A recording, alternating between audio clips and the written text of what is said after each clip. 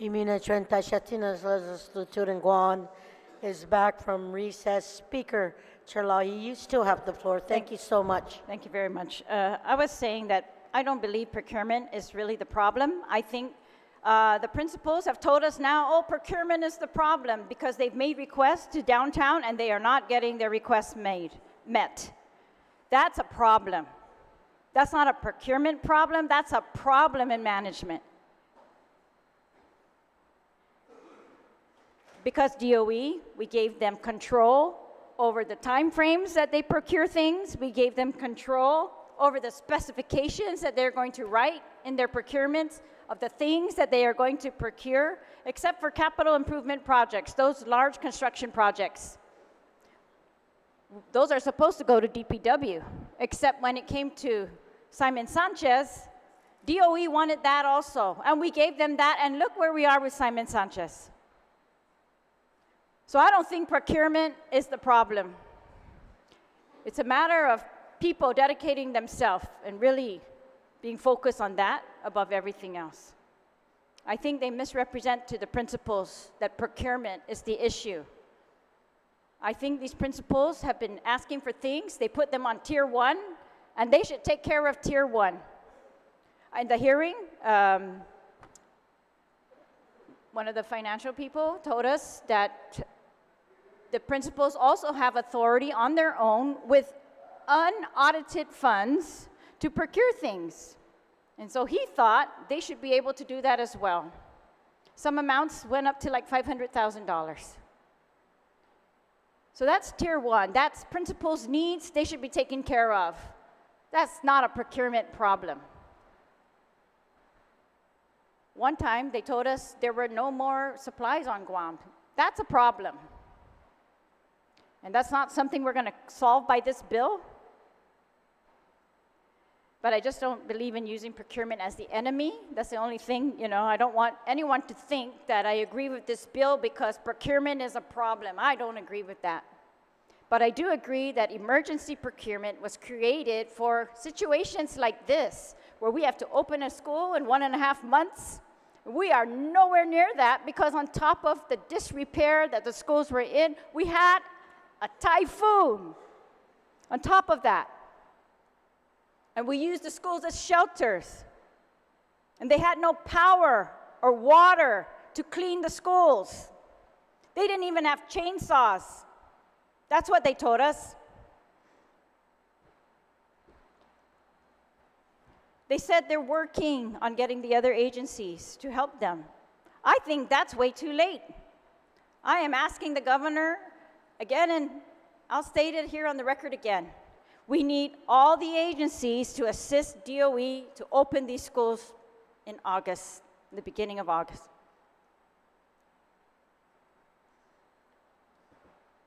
Since they are currently already using emergency procurement, what this bill is going to do is extend the time frame because we don't know when the governor is going to end her emergency declaration. That's what this bill does. It allows them to do what they are currently doing, perhaps longer, depending on how long the governor's emergency declaration is.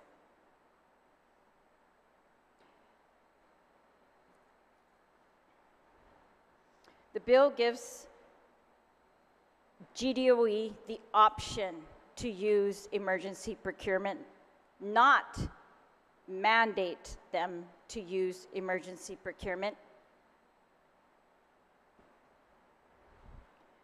So I'm also hoping that where we need greater competition and we can afford a greater reach, a greater solicitation, a longer period, such as from large construction projects, especially for those that they might choose not to use emergency procurement and do regular procurement, just so that it's not a rush.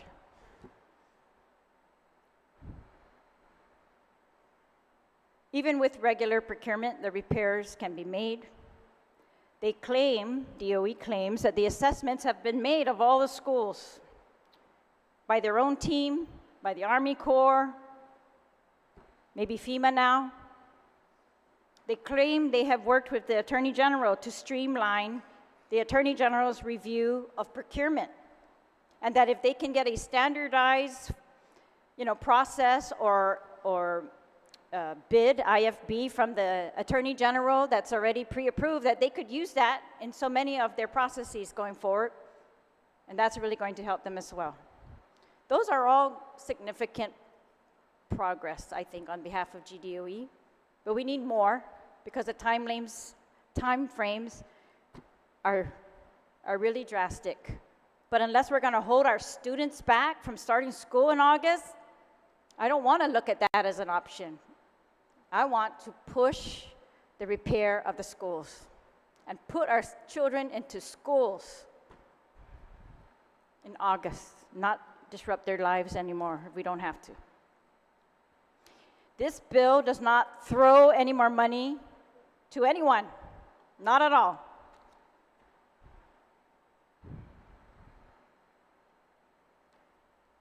I trust that the DOE system is going to do what we have put in place. It's got checks and balances built in, not perfect, but when they get caught, they're going to be prosecuted. I have to believe in that. And if they aren't, perhaps some of my colleagues can go prosecute them. Thank you, Madam Speaker. You're very welcome, Speaker Chirlahi. Anyone else on the main motion? I have Senator Dueñas, and then I have Senator Guåhan. Senator Dueñas, you may proceed. Excuse me, Madam Speaker. I'll be brief, but I have to address a few comments. I'm actually a little bit more confused now on the issue of this isn't going to solve the problem, but I'm going to pass this bill.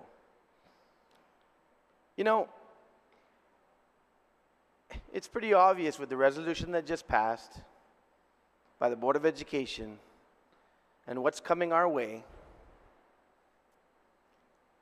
is this discussion is just going to continue. And I agree with Senator Brown. I mean, we're opening ourselves up here. If it's truly because of the governor's declaration, well, if the governor's declaration ends and everything has happened according to the plan, well, let's call another emergency session. But just to throw it to the wind right now, when you're already admitting, basically, that you don't believe that's even the reason, and the concurrent methods are being used at this point in time, where's the proof in the pudding? And to the reasoning of that's the way it works here, other bills were introduced, and that's the process on this floor, fine, but we threw down a couple of other bills based on a request that was written, and there wasn't even a request denied on bills that were heard earlier, and we can't even get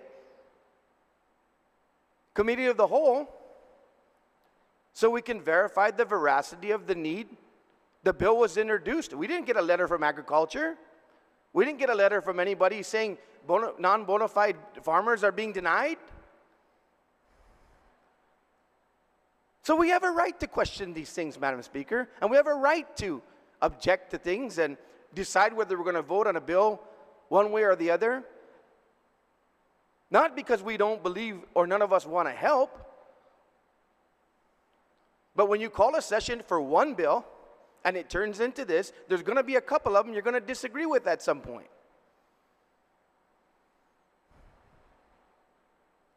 And it's mostly because of procedure. And so we don't do things that end up saying, well, we'll go prosecute them later. I want tools in the toolbox too, but if there's already tools in the toolbox and you're adding another tool to the toolbox so that you can say, I just want to make sure there's no more excuses, and ain't nobody beating anybody up here, Madam Chair. We're all trying to do the same thing. We passed the law, and we're trying to hold on to it. But by the same time, tripping over ourselves to open the door.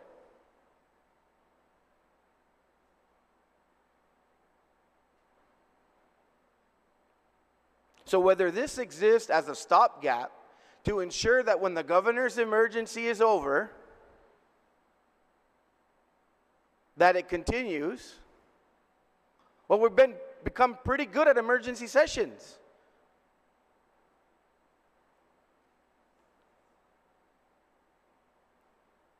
I believe this is our fourth. So there's nothing to prevent us from that.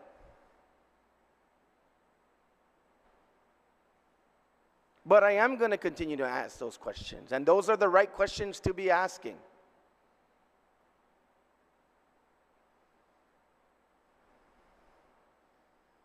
To repeat my good colleague's statement once again, I don't believe that's the problem. I don't believe that procurement's the issue. Well, I'm having a hard time with that too.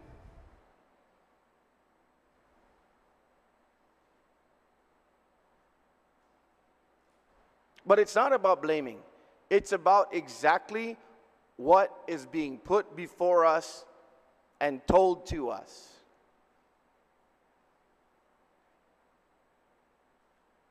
So if the bill passes, the governor signs it, it lapses into law, whatever happens, we can walk away. But later on, if that's just so that we can say, well, we gave you everything and you failed, that's still calling somebody out.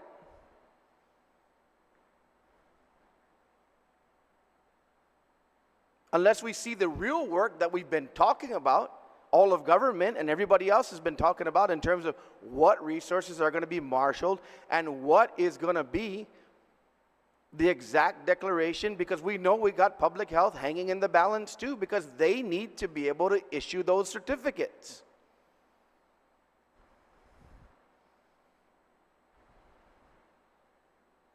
So I don't know.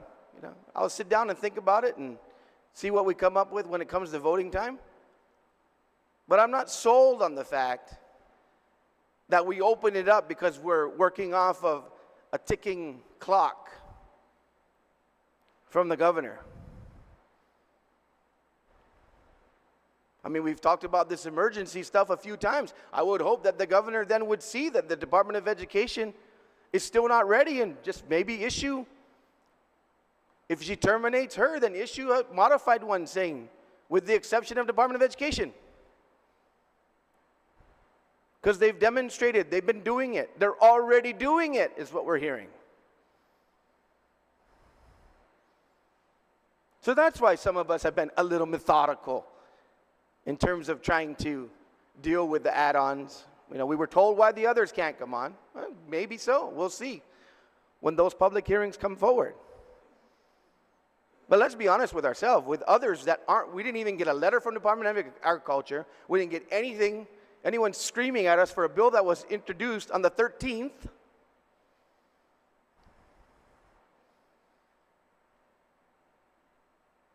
But we're too in a hurry to even have a committee of the whole, just to put everything on the record.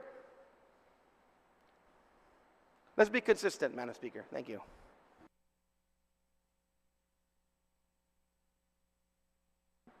Thank you, Senator Dueñas. Senator Guåhan, you are recognized on the main motion. Thank you, Madam Speaker. Madam Speaker, there's no doubt that this will pass, this bill will pass. And listening, of course, the colleagues in regards to another tool in the toolbox. I don't know how many tools we provided in this term already, this toolbox. And there are no names for those tools anymore. They're widgets. If we just look back, it's June now of 2023. A year ago, in May, 13 months ago in May, we had the original superintendent resign. Fast forward to today, we can look at what problems and how we can solve them. Well, 13 months into this right now, we've had three superintendents. The end of the month, we'll have another superintendent. So in 14 months, Department of Education would have seen 4 superintendents. You know, few of us have attended a few graduations, promotions the past week or so. And I had an opportunity to talk to some folks in the board as well as the acting superintendent. And the acting superintendent now is leaving the end of this month. New superintendent will be on board shortly after. And my question is, have you seen, I mean, especially now, I mean, maybe I can understand a little better if we didn't have this typhoon and they just came in and say, hey, how are you doing? Okay, adios, it's yours. But since this typhoon, that there would probably be more contact being made and say, hey, this is the problem we had. Look, these are the laws we have to adhere to. On top of that, we have a typhoon. We have to get ready for the schools. We have this typhoon, and so let's get together. Lotaza, nothing. I don't think they even know. I don't think any of us have seen this supposedly incoming superintendent, know what he or she looks like at this point. And so, as the author of the bill said, I think this is going to be the final tool in this toolbox. I don't think so. We're going to have a new carpenter coming in. This is the fourth carpenter in 14 months. He's going to have his own set of widgets. And then he'll come to us, and of course, we'll have round table or whatever it is, and he'll say, I'm working on it. Yes, I got a team assembled. We're going to hear the same thing that we've heard from then would be the outgoing, because he's just transitioning in. And so we know the bureaucracy of DOE. We know that all too well. And so I said to some of the DOE officials, I said, you have not met with the superintendent, the new superintendent? No, does I said, I makalamut sampi DOE heads superintendent. They said, you're absolutely right. That's what's going to happen. And so, that being said, I think we can see some of the problems already at this point, is that there's instability in leadership already. Next month, there'll be 4 superintendents in 14 months. 14 months, 4 superintendents. And who knows, if makalamud magay superintendent, how long he or she is going to stay on board, regardless of a contract. And I don't know the qualifications of this new superintendent. Supposedly, I guess, did the Dodea schools and all that. Well, how many schools are that? Pantuna eskwela, no? Yeah. So, I'm not assured that this is going to be the final tool in this toolbox. But there's no doubt that we have been providing the Department of Education with all the necessary, I guess, widgets to be able to do their job. Yeah, as we heard, now it's procurement. It's going to be something else. Well, I just got into this position, and we're working on it. We're putting a team together. And one of the things we asked in a previous roundtable months ago, the team that you put together to get these, get the schools up to par, are they going to be the same team that's going to be held by this new superintendent? Because he's probably going to want to select his own team. So, again, we're going to be starting over. He's going to have to be learning the ropes, because he may have been a successful leader in another school district or school system, but you haven't been in DOE. It's a whole different animal. Different animal. Aye, aye. But again, as a body, we provide what is needed to get the work done.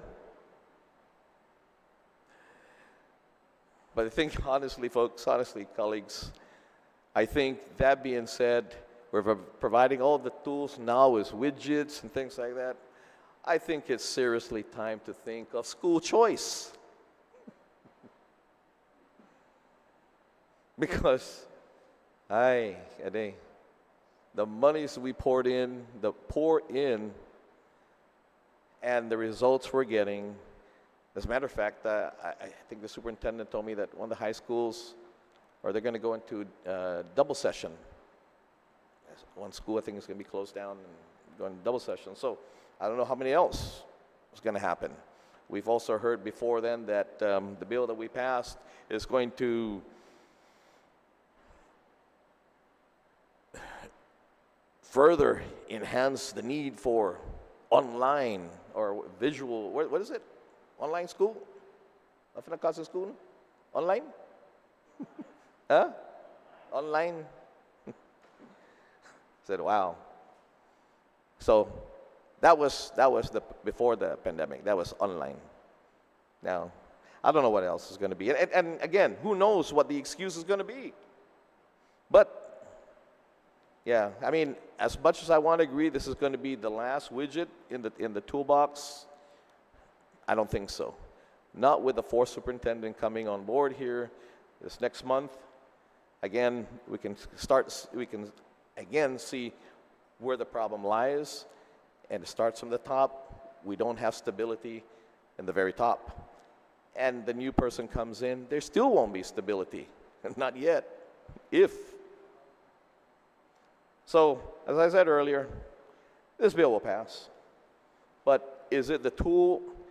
Is it the one that's going to get it in the bullseye and solve the problem? I don't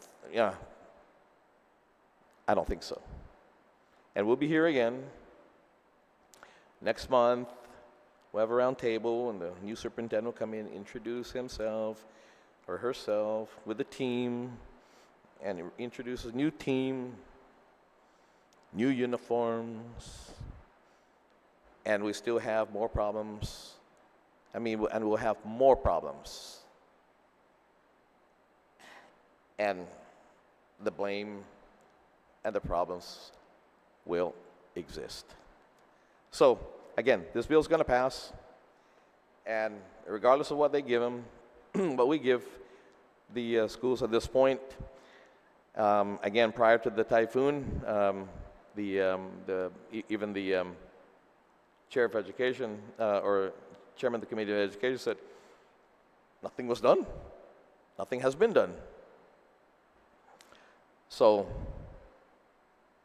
it's one of those things, right?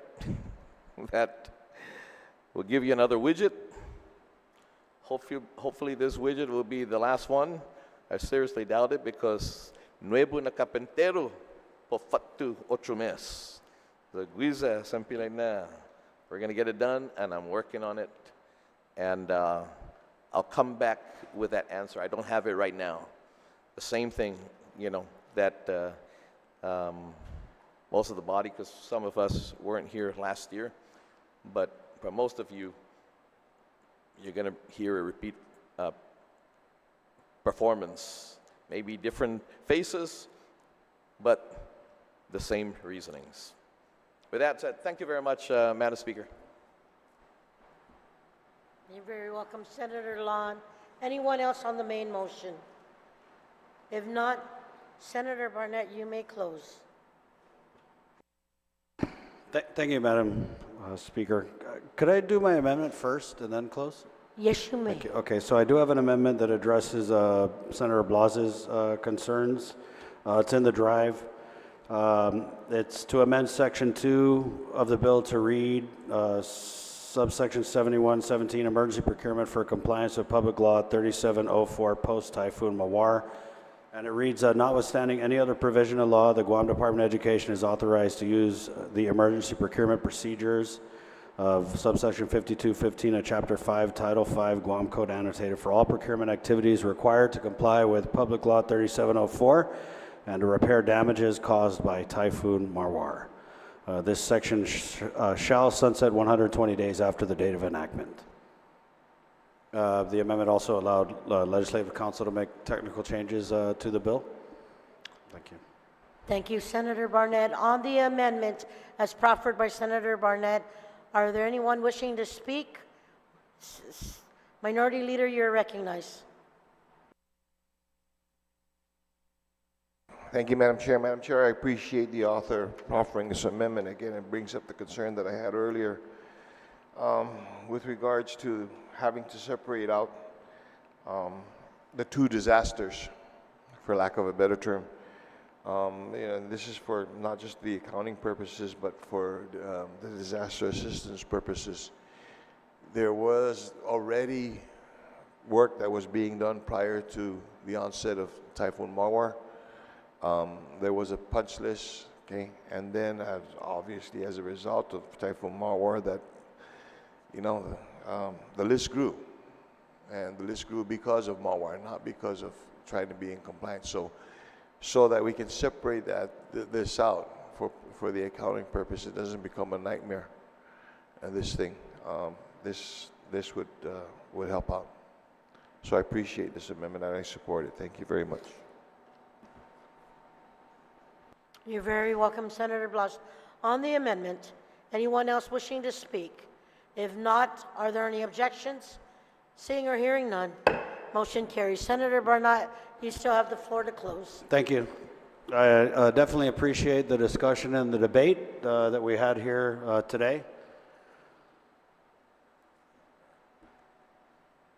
I did not come to this bill lightly. I didn't wake up this morning and say, oh, how can we throw the wheels off this whole thing, and how can we open the floodgates?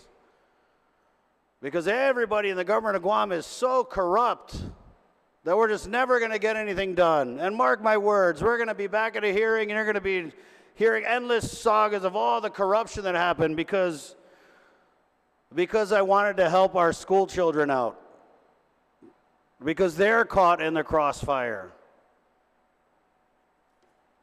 I went to so many graduations. I know I saw you guys at so many of these graduations. And I heard so many great stories talking to the kids about their future. Medicine, engineering, going to colleges off island, going to college here. How eager and willing and excited they were to invest in our island and in our community and in our people. And I thought to myself, we send our kids to these schools that are literally falling down around their ears. Roach infested, rat infested, mold infested. They got a substitute teacher teaching a class. All kinds of issues. Because those who have served our people for decades or longer have failed to solve the problems that maybe some of us newer people have the energy to tackle. And I thought, we shortchange our kids, but like a tree that grows in a crack in the cement, you know what? That tree will find the sun and that tree will grow. It might grow a little crooked, might grow a little off, but it's going to grow, and that's our kids. Can you imagine how much better they will grow, how much stronger they will grow if they pull up to a school that they can believe in? If they pull up to a school and they can say, you know what? The governor, the lieutenant, the senators, the mayors, the grown-ups on this island, they believe in us. Because look where they're sending us to school. What do they say now, though? And you want to blast those of us who are new here for having the backbone and the courage to tackle problems that those who served before us couldn't?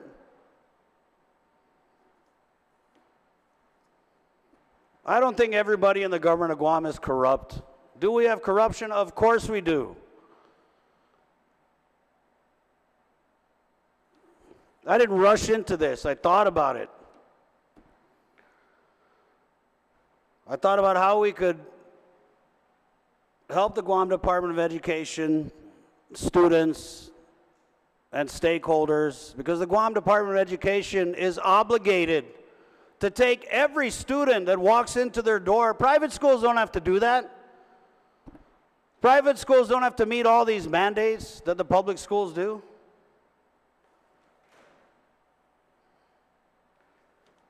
And is it going to be the last tool in the tool belt? Senator Guåhan is right. It's probably not going to be. But isn't that our job? To listen to the people, to listen to how they think we can help them, and then to do what we can to help them?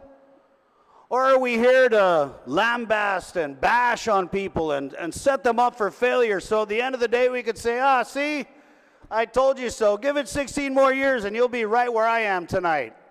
That's not our job. And if you think that's our job, then maybe you need to get another job. It's really simple. We just have to do what we can do to solve this once and for all. That's it. We got an attorney general who's out here with a magnifying glass. We got an OPA who works hard to find the corruption.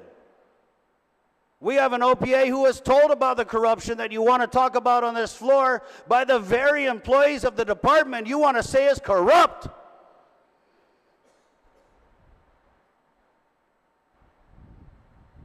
These hardworking employees, while the deputy superintendent of whatchamacallit sits in the aircon or wherever they're at, we're talking about employees, school aides, grandmas. I saw a grandma with a chainsaw at a public school, working way harder than anybody at the DOE front office, getting paid over $100,000.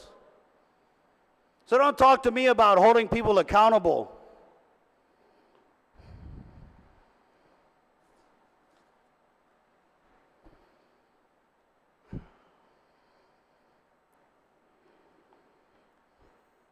Our kids deserve this. I don't want to see it kicked down the road for another year, and then after that, another year, and then another year. There are safeguards in place for emergency procurement. There are whistleblowers. You know how many times an employee of the Guam Department of Education or any other agency sends me a message, hey, Senator, check this out. They want us to know about those things. And if it comes out in an oversight hearing, so be it. I want it to. I don't want to cover anything up. But I also don't want to bury our kids' future, because we are in an emergency. This typhoon came and landed right smack dab in the middle of our efforts to comply with Public Law 37-4. That's why this bill's on this agenda. And I've been here 6 months, and even I know, if you want to get something on the floor, then make sure you got the votes. So if you don't have the votes, it's a free island. You can complain about it. But don't hate on those of us who work hard to get the support for the ideas that we want to push for the good of our people.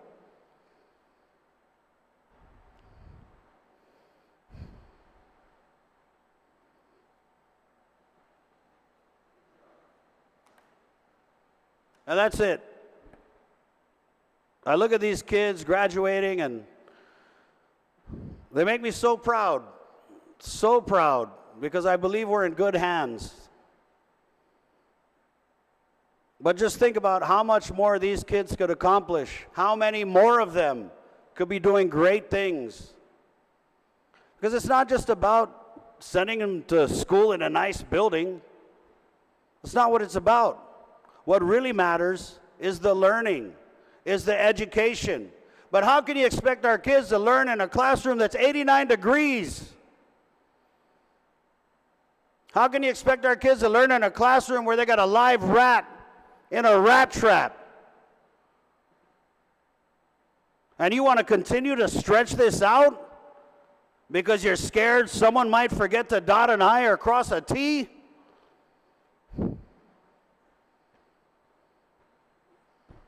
That's also part of our job, to have the oversight, to hold people accountable, as much as it is to find the solutions. Will this solve all of our problems? Of course it won't, but it'll solve some of them.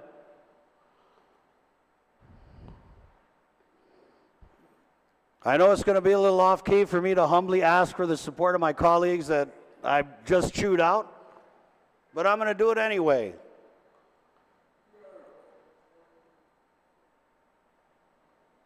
I don't think it's the last tool, but you know, sometimes you need a different tool to get that thing unscrewed.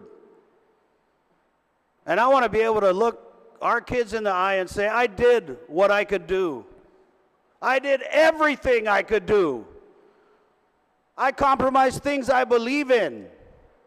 I took risks so that we could get a solution for these kids because they don't deserve this. And we've let them down. And we're the only ones who could help pick them back up again. So if you're going to vote for it, vote for it. If you're not, then don't.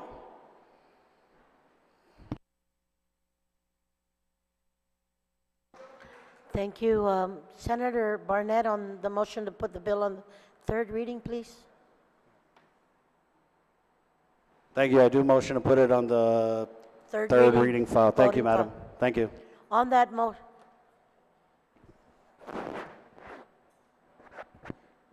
Senator Barnett, as amended on the floor.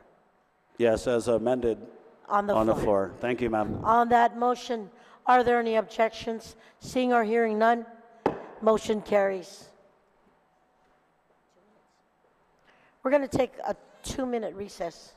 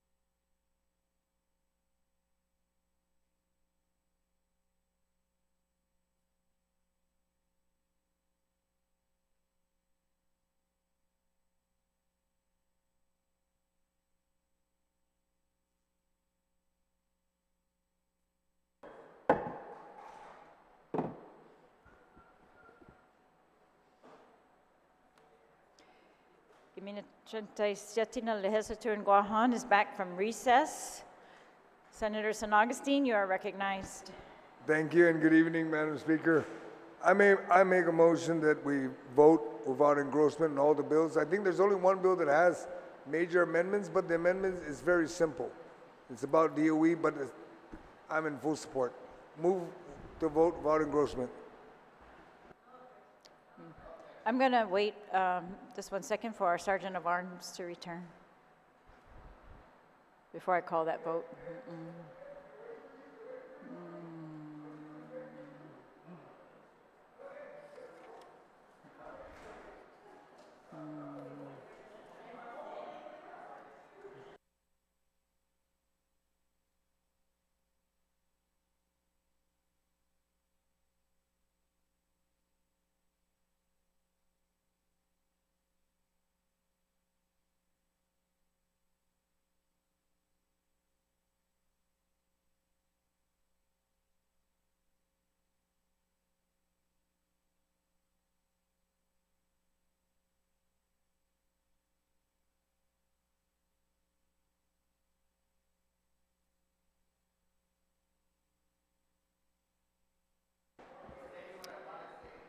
All right, there's been a motion to vote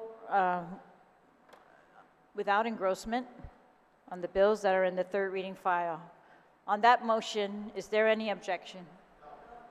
Seeing no objection, motion carries. We're now on the consideration of the daily file. We'll begin with the third reading, Bill number 135-37 COR. Clerks, please read the title. Bill number 135-37 COR, introduced by Joe S. San Agustin. An act to authorize the extension of the Gas Tax Relief Act for another 180 calendar days.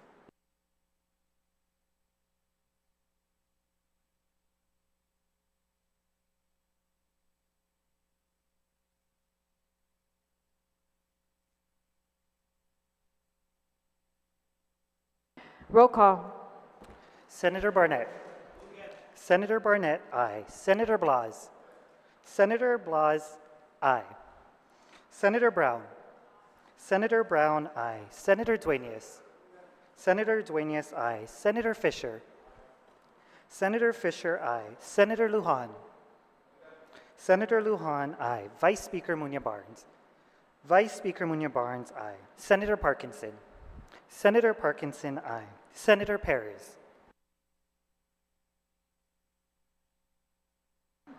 Majority Leader, you are recognized. Thank you, Madam Speaker. I move to excuse members not present for the vote. On that motion, is there any objection?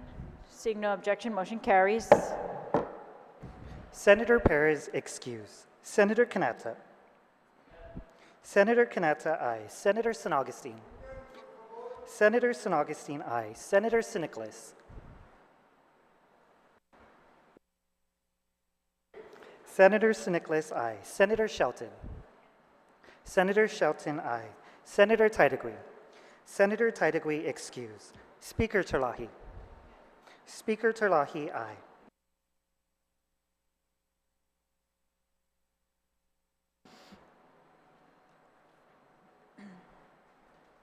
Bill number 135-37 COR received 13 ayes and 2 excused. Bill number 135-37 COR is duly passed by this body.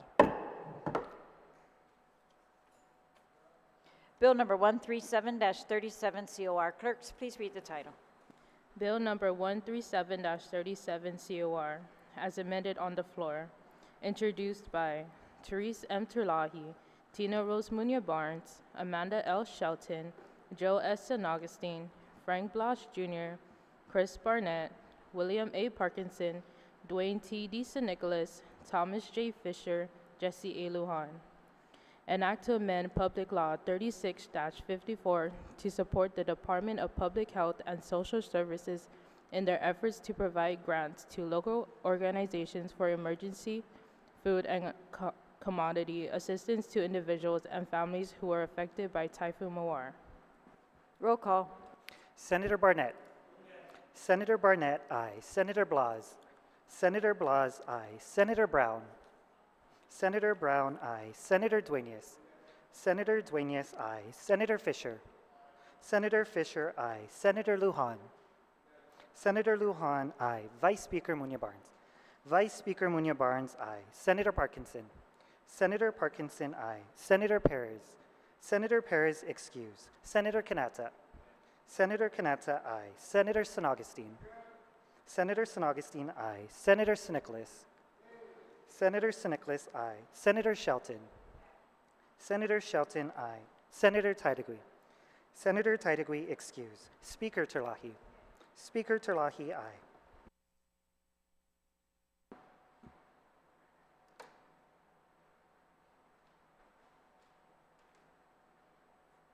Bill number 137-37 COR received 13 ayes, 2 nays, and 2 excused. Sorry.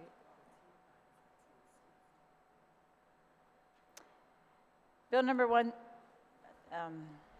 going to restart that. Bill number 137-37 COR received 13 ayes and 2 excused. Bill number 137-37 is duly passed by this body.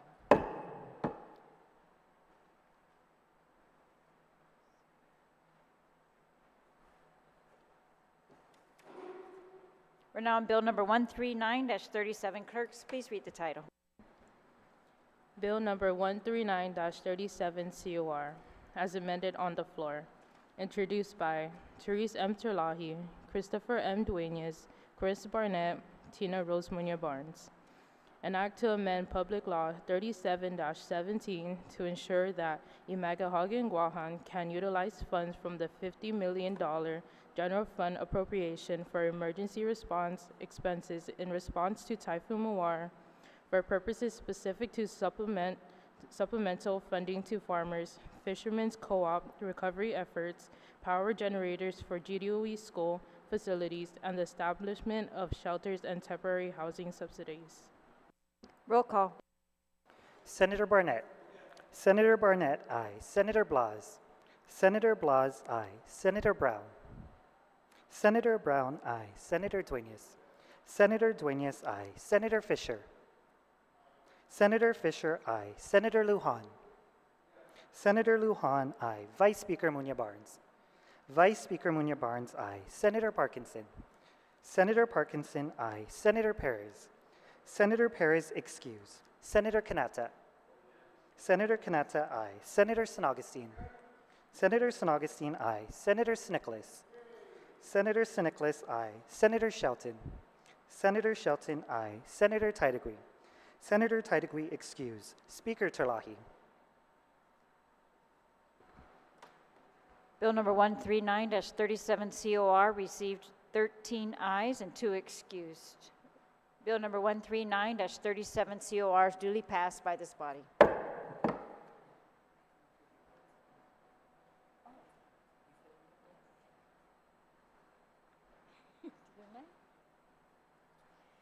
Bill number 134-37 COR. Clerks, please read the title. Bill number 134-37 COR, introduced by William A. Parkinson. An act to appropriate the sum of $2 million from the Rainy Day Fund to farmers for crop damages program established pursuant to Chapter 64A, Title 5 of the Guam Code Annotated. Roll call. Senator Barnett. Senator Barnett, aye. Senator Blas. Senator Blas, nay. Senator Brown. Senator Brown, nay. Senator Dueñas. Senator Dueñas, nay. Senator Fisher. Senator Fisher, nay. Senator Lujan. Senator Lujan, nay. Vice Speaker Muñoz-Barnes. Vice Speaker Muñoz-Barnes, aye. Senator Parkinson. Senator Parkinson, aye. Senator Perez. Senator Perez, excuse. Senator Canata. Senator Canata, aye. Senator San Augustine. Senator San Augustine, aye. Senator Sinicolas. Senator Sinicolas, aye. Senator Shelton. Senator Shelton, aye. Senator Tydegui. Senator Tydegui, excuse. Speaker Terlahi.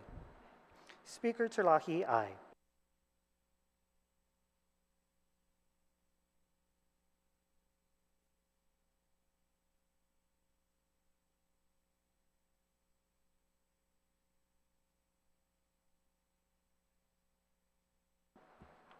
Bill number 134.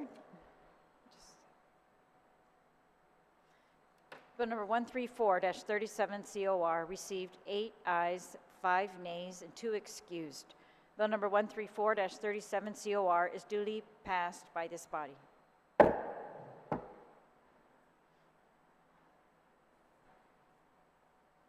Bill number 136-37 COR. Clerks, please read the title.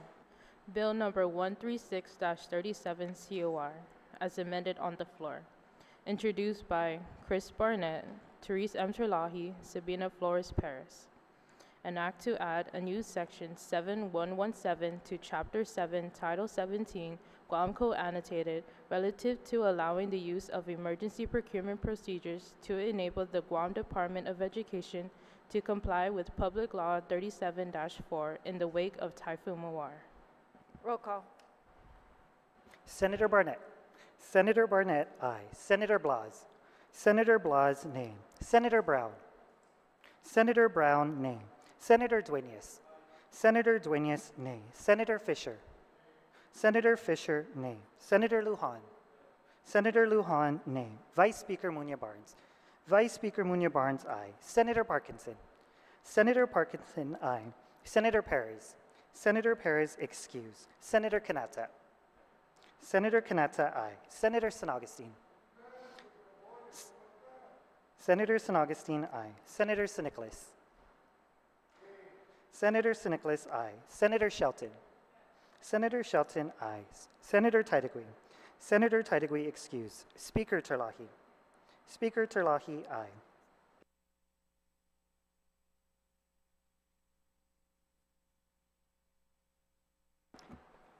Bill number 136-37 COR received 8 ayes, 5 nays, and 2 excused. Bill number 136-37 COR is duly passed by this body.